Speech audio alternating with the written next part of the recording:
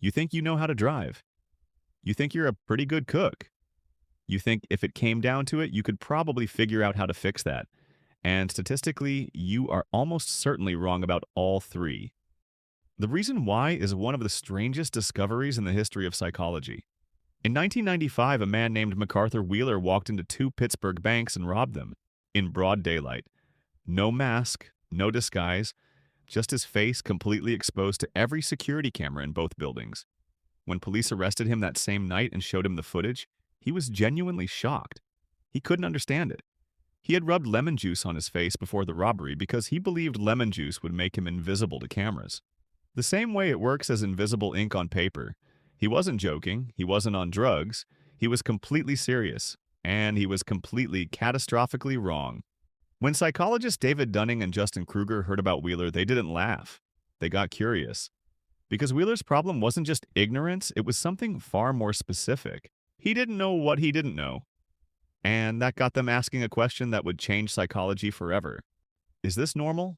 Do most people dramatically overestimate their own abilities? The answer was yes. Overwhelmingly, yes. Dunning and Kruger ran a series of experiments at Cornell University in 1999.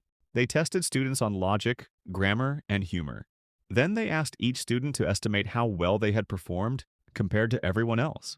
The results were stunning. The students who scored in the bottom quarter, the ones who performed worst, consistently believed they had scored above average. Not slightly above average. Way above average. They were the least skilled people in the room, and they were the most confident. Here's the twist that makes this truly strange. It wasn't arrogance, it wasn't ego. The problem was that the same skills you need to perform a task well are the exact same skills you need to recognize when you're performing it badly. If you don't know enough about logic to reason correctly, you also don't know enough about logic to realize your reasoning is wrong. The incompetence hides itself. It pulls its own curtain closed. Think about that for a second. The less you know about something, the less you are able to see how little you know. You are standing in a dark room, and the darkness itself is stopping you from knowing the room is dark. Now here's the part people always get wrong about this study. The Dunning-Kruger effect is not just about stupid people. It is about all people. Every person, including you, including the researchers who discovered it.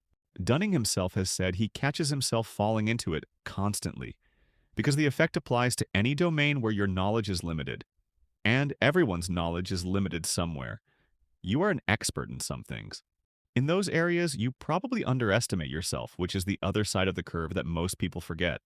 Highly skilled people tend to assume tasks that feel easy to them must feel easy to everyone else. They undersell themselves. They assume their ability is common.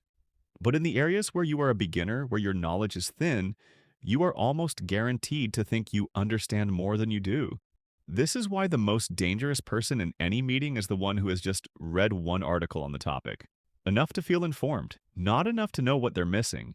And this is why the Dunning-Kruger effect isn't just a quirky psychology finding, it is one of the most important things a human being can understand about their own mind. Because the cure is not intelligence. Smart people fall into it too. The cure is knowledge. Specifically, the moment you learn enough about something to see its true complexity, confidence drops. Not because you're getting worse, because now you can finally see how much there is to know.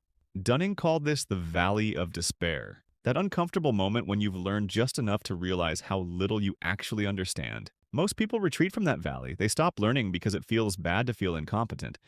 But the people who push through, who sit with the discomfort of not knowing, are the ones who eventually climb out the other side with real skill and accurate confidence. So the next time you feel absolutely certain about something you've never formally studied, pause. Not because you're wrong, maybe you're right, but ask yourself honestly, am I confident because I know? Or am I confident because I don't know enough yet to know that I don't know? That question, uncomfortable as it is the beginning of actually getting smarter.